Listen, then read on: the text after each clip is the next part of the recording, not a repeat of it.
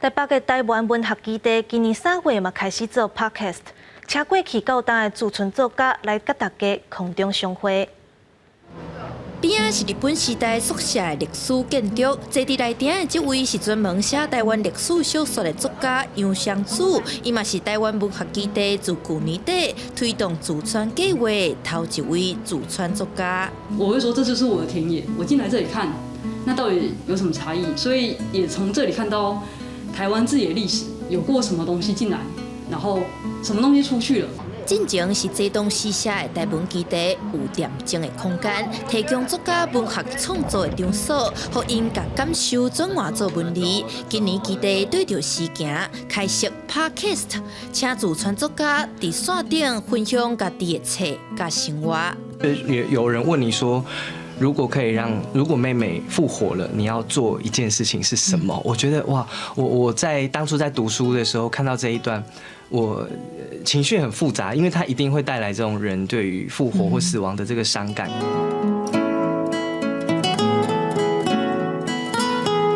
可能主持人会想要请我聊他，因为这是我的第一本散文集，那它叫做《我家住在张日新隔壁》。阮兜住伫周立兴隔壁，是伊伫湘西啊小妹过身了后，甲细汉共同生活的记忆等等写出来散文，用文学转做生命的延续。读过的人可能搁听到作者出来讲，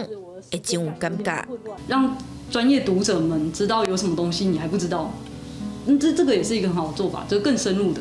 同款参加过 podcast 节目的台记诗人陈因嘛认为 podcast 对推广文学可能会有帮助。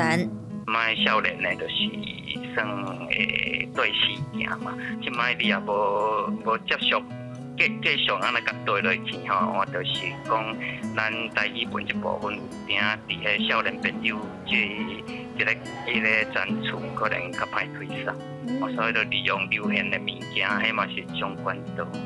有讨论了一个新的企划，是我们会针对每一个作家，然后专门提供给他们一个不一样的企划。这几个少年人就是台文基地台的主要发想者。因讲因为疫情，实体活动减少，才受讲用线顶的节目安排驻村作家来开讲。自今年3月运作到大，已经10挂集，一集30分钟。主持人邀请作家谈论一本册，那亲像空中的见面会。我们非常强调的跨界的结合，因为我们过去文学都是在纸本上的阅读，但是 podcast 它是聆听，然后这个听觉它其实是会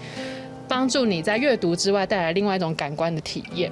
艺岛的文字随讲就加了几分活泼，虽然杨湘子嘛认为 podcast 即马选择真济，基地相关的题材可能较好开发新听众，但是至少会当甲本地就有关注的人念搁较调。不管什么媒介，拢有伊的好歹，文学定定是融入生活，当然嘛袂当甲即场用耳孔听的声音封调相相信。